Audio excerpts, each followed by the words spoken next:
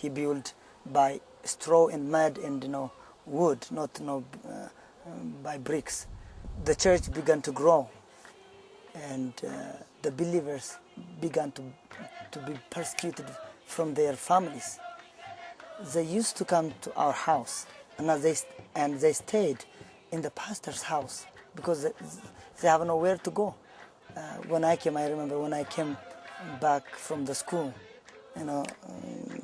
there was no food left for me to eat, and I was crying, and my mother, no, because there are a lot of guests in our family, and the Bible tells we need to welcome guests. So they are persecuted Christian brothers and sisters. We shared what we have. Wait a moment, we will find you something else. Maybe she was like that.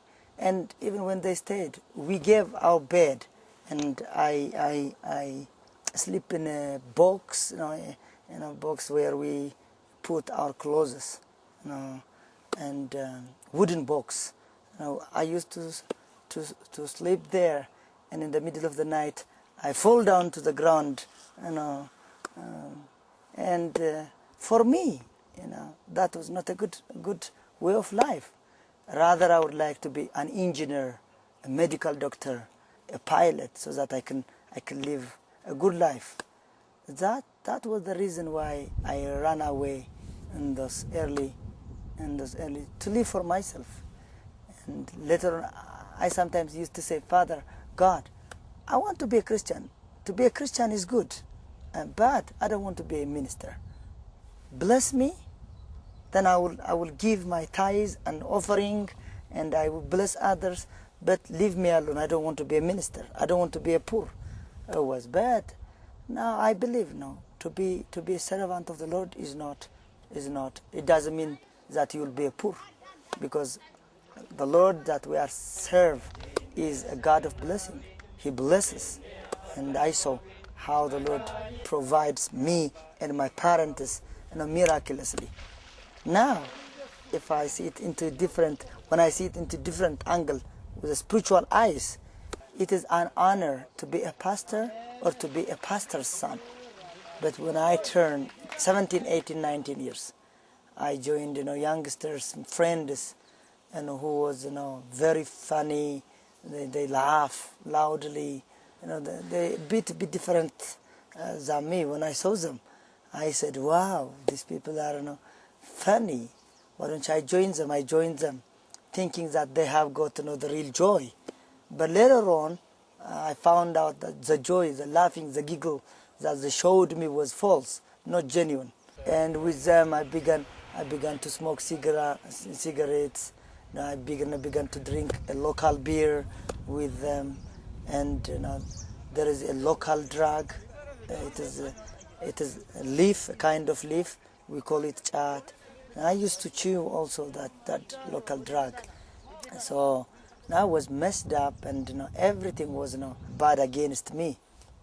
I lost the meaning of life at that age. I call that age as a vacuum. I mean, like wandering in the wilderness. Everything was closed. I couldn't go on, continue my education. I couldn't do any job.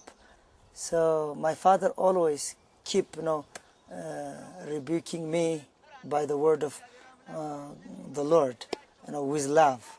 My son, what you are following is not right. It is not you. It's not for you. It's for others. You grown knowing who Jesus is and knowing God's way.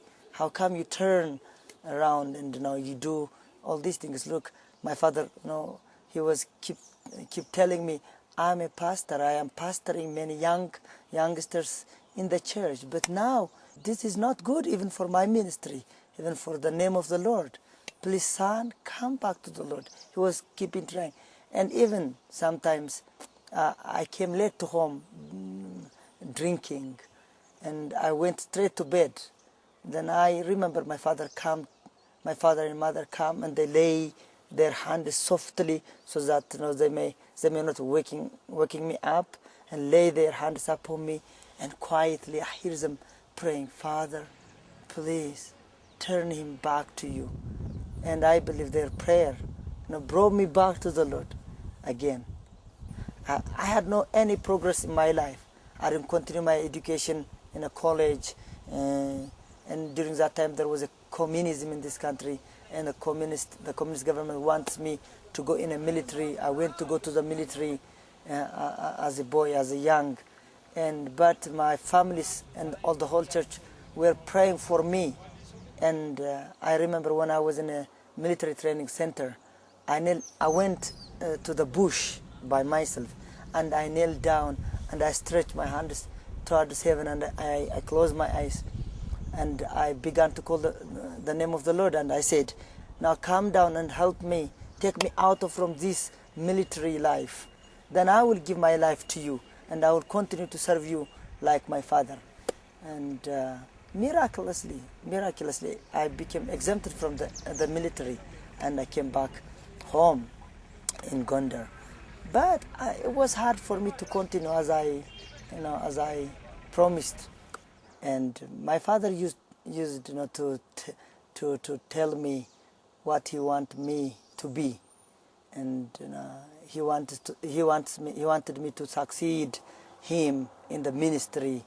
But for me, it was hard for me to accept a minister's life, because my father was hated, rejected, and so to me, to be a minister is to be a poor. Every Ethiopia, most people are poor. We poor. Out of this situation, to be a minister for me, even to be more poor. So I didn't want to be a minister. Then the military, the communist government, there was a civil war in Ethiopia, and he took many youngsters to the war.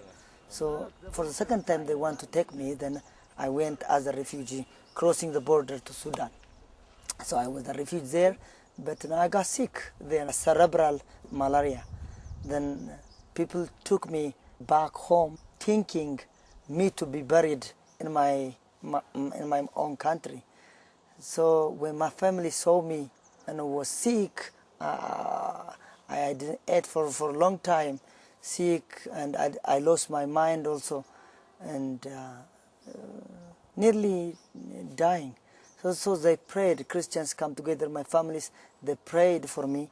The Lord healed me instantly, and I said, after this, Lord, I will give my life to you. But I tried to keep following, going to church with my parents, and again, the ties of the world. The ties of the world was so strong that I couldn't stop everything just like that, and following and serving the Lord. And I took time to give my life totally. But one day I realized everything was closed around me. I had no clue where I'm heading. What I can see was dark in the future. So everything, I was like in the middle of wall surrounded me. There was no progress, no education, no job.